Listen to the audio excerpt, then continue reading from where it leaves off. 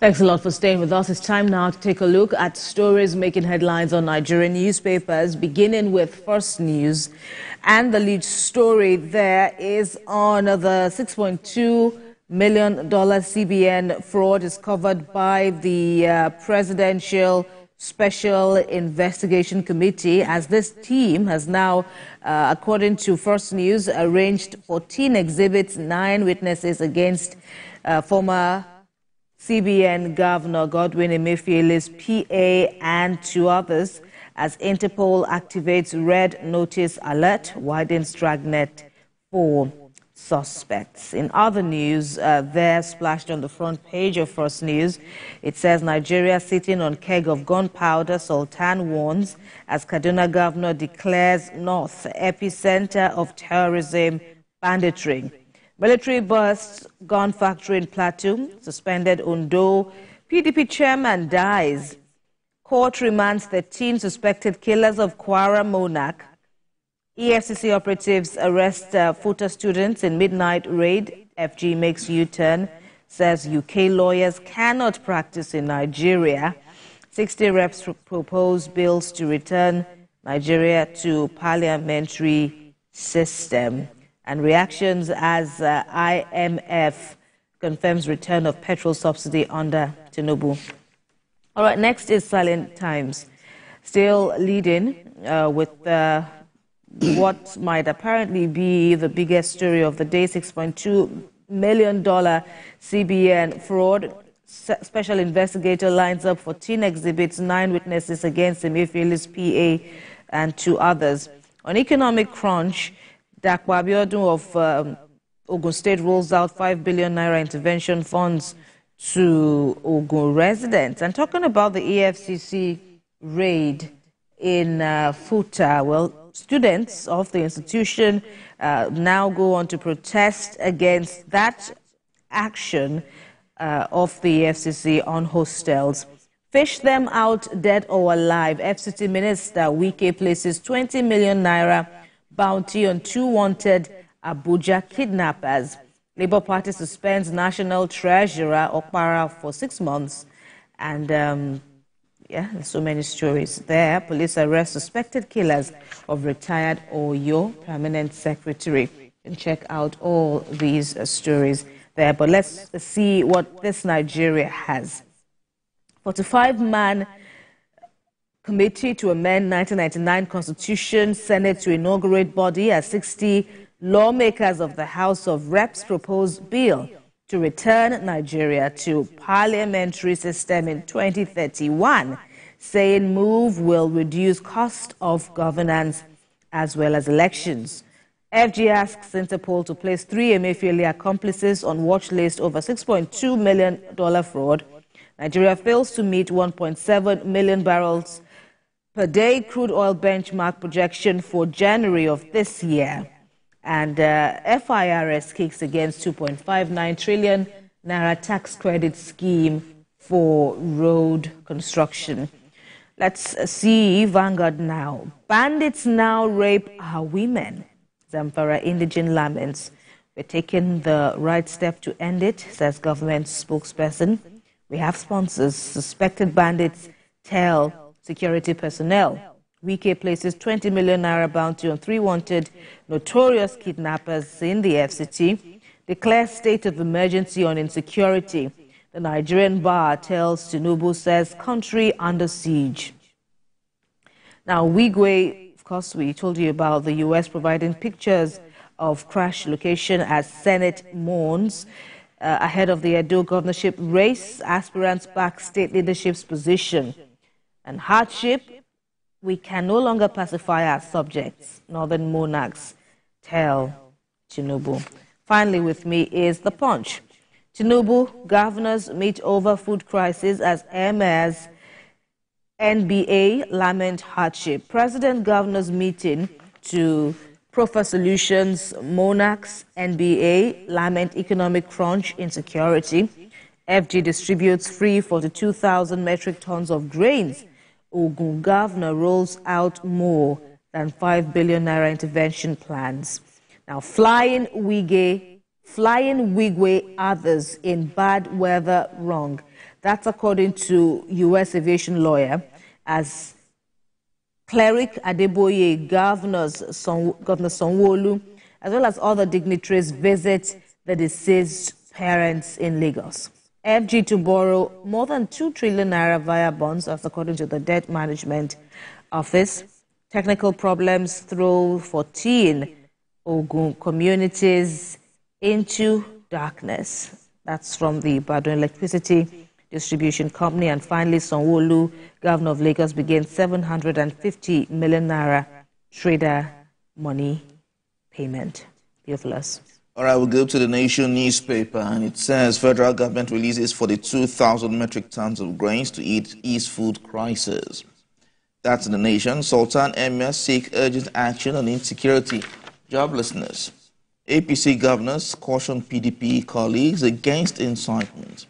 50 shops gone in Lagos. Gas blast. Shatima Jonathan Obasanjo governors at Deri's inauguration. 35 billion naira fraud. LP sacks whistleblower. That's in the Nation newspaper. Sanwo-Olu gives 750 million naira to 15,000 traders. We move to the Daily Trust, and it says Nigeria sitting on a keg of gunpowder, says Sultan. Military burst gun factory in Plateau State. 60 reps proposed bill to return Nigeria to parliamentary system. Upstream Commission transfers over 200 staff to Lagos. Amid economic hardship, Trust Radio brings joy to lovers. That's in the Daily Trust this morning. Let's move to the Daily Independent. NBA writes Tinubu over insecurity, says Nigeria under siege. Worried bloodshed now daily occurrence, sending fear to citizens. Sanwo-Olu flags off Lagos market trader money, distributes 750 million naira to 15,000 beneficiaries. Fola asks courts to order federal government to provide free education for primary, junior secondary school students. Assault on Tinubu over insecurity hardship will soon be over, says Ganduje. CAN urges support for citizens facing hardship and emphasizes compassion. Will diversify Bayelsa economy in second term, says Diri. 60 reps want Nigeria returned to parliamentary system. That's in the Daily Independence this morning. The blueprint, federal government on food crisis, needing Nigerians to get 42,000 metric tons of grains, urges media collaboration to amplify government policies. Federal government can't continue to subsidize electricity, says Adeyemo. Bear consumers to pay more as NBL hikes prices next week. We'll go to sports. Trust Ekong, Lukman, Aino make AFCON best 11. We can't fold our arms amid insecurity, rising poverty, says Sultan. And 60 reps commence return of Nigeria to parliamentary rule 2031. That's in the blueprint newspaper this morning. Let's move to Nigerian News Direct. Food palliatives. Federal government to distribute 42,000 metric tons of grains to Nigerians, cultivate 120,000 hectares of land. Kicks off ministerial press briefing series as Ogun State launches 5 billion naira intervention fund to tackle food inflation. 3.5 billion naira scandal. Labour Party crisis deepens as NWC suspends treasurer. Nigeria's corruption rating improves. Naira ranked 145, says Transparency International. Leadership newspaper. It says Northern leaders worried over the state of the nation. Says insecurity, poverty plaguing our people. Arrest situation before Nigeria explodes. Sultan warns, stop asking us to be patient. Catholic bishop tells Tinubu. Student loan scheme takes off in 3 weeks, says Bajabia Miller. CBN raises customs duty rate by 2.6%, fifth time in 2024. Reps propose parliamentary system of government. Electricity subsidy rises from 1.6 trillion to 2.9 trillion naira. Experts list gains as Nigeria leads African solid mineral bodies. Wiki places 20 million naira bounty on 2 kidnapped kingpins. That's in the leadership newspaper this morning. And finally, from my end here, The Guardian says Forex crisis pushes petrol subsidy to 907.5 billion naira monthly. We can no longer pacify Nigerians over hunger, hardship, Sultan warns. Retail investors in lurch as fresh delisting plans near conclusion. APC INEC tenders conflicting documents at Bayelsa Guba Petition Tribunal. Wike places 20 million naira bounty on three wanted kidnappers in Abuja. Senate begins constitutional review as reps canvass return to parliamentary system in 2031. That's in the Guardian newspaper this morning. All right, Theophilus.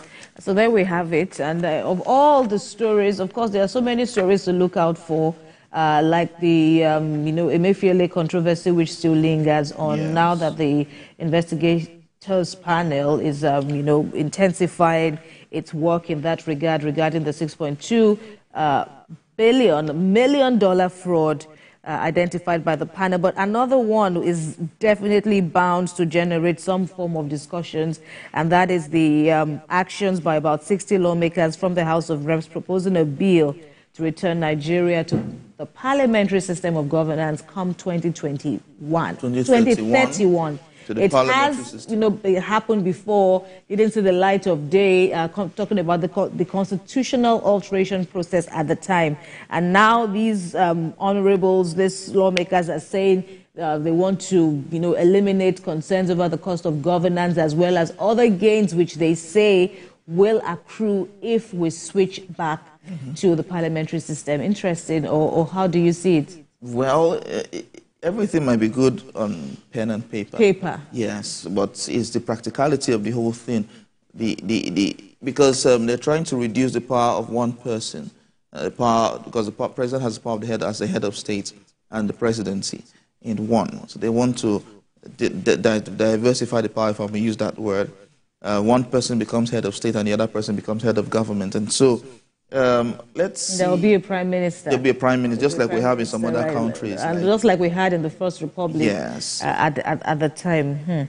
So let's see how it will fly. But 60 lawmakers, well, by the next parliament. Out of about 200 plus? So that's not the 300. That's not the quorum.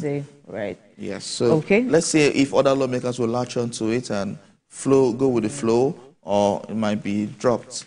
All right, we'll see if indeed this bill will see the light of the day. We'll continue to monitor, though, and